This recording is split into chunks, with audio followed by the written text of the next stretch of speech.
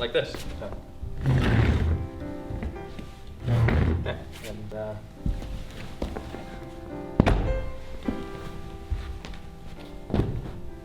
there, you see? That's a start. You won't feel a difference right away. This is preposterous. I can't have a room that looks like this. You'll get used to it, others have.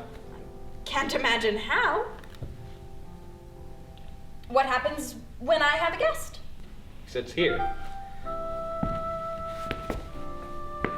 Perhaps you raise your voices a little, or you may investigate different physical positions, which may actually add to the piquancy of your communication. See?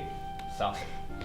It takes place in Providence, Rhode Island in the summer of 1931, where Virginia Tilford has just been about 10 years since her husband Weldon went missing on a silver mining trip to South America.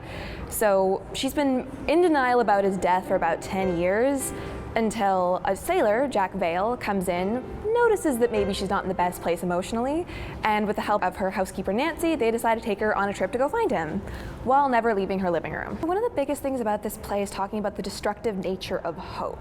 We normally think of hope as a good thing, but with Virginia, the hope has been kind of misconstrued as denial. She's been holding on to this belief for the past 10 years that her husband is bound to turn up any day now. Stewart Lemoine definitely takes a lot of influence from the comedy of manners of like Oscar Wilde. It's very verbal comedy, but there's also a lot of physical comedy built in there too. The solution to your problems is so simple and clear. Is it? Yes, you must go in search of your husband.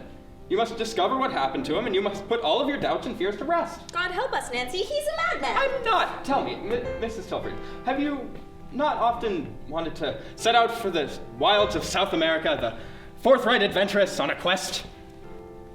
You don't have to say anything, because the answer is clear. Of course I've considered it, Mr. Vail. In 10 years of applied brooding, how could I not? But I can't begin to imagine how I would go about undertaking such a journey. I should say that imagining it might be the best way to start. As usual, I don't understand you. Then let's take action and clarify things then. This is just a dream. It's a nightmare, and soon I'll be awake.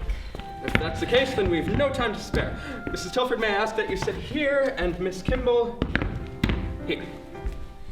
May I ask why you're... Of course, I'm going to tell you. Please sit.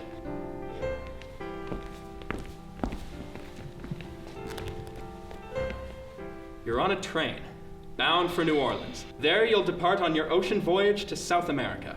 You're accompanied by the devoted Nancy Kimble. This is such nonsense. No, it isn't, Mrs. Tilford. We have to do what he says. Nancy? I just trust Mr. Vail for no apparent reason. You should too. Well, I don't see how I can argue with that kind of logic, so... All right, we're on a train. Is it moving? Oh, yes, it is. We've just left the station. Oh, then... Nancy, what on earth are you doing? I'm jiggling with the movements of the train. We're in first class. So the suspension is excellent. Stop it. Who are you? Are you the conductor? Oh, yes, exactly. May I see your tickets, please? Nancy, give him the tickets. They may be in the luggage. Oh, no need to worry. I can check them later at your convenience. Mrs. Tilford, it's an honor to have you on board. You know me. That's reassuring. Yes, we are all aware of your quest to the Southern Hemisphere. On behalf of all who travel, I wish you well. I wasn't aware word had gotten out so quickly. I feel as though I've hardly had time to formulate my plan. Well, if you need assistance in this or any other matter, please don't hesitate to ring for me. Certainly I will. Nancy, give the man a gratuity. Oh, of course.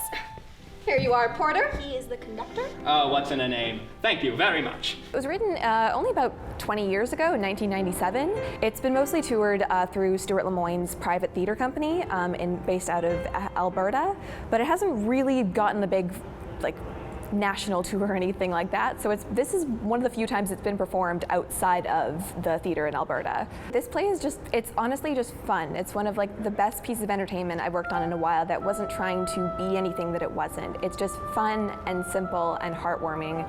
It's just good entertainment.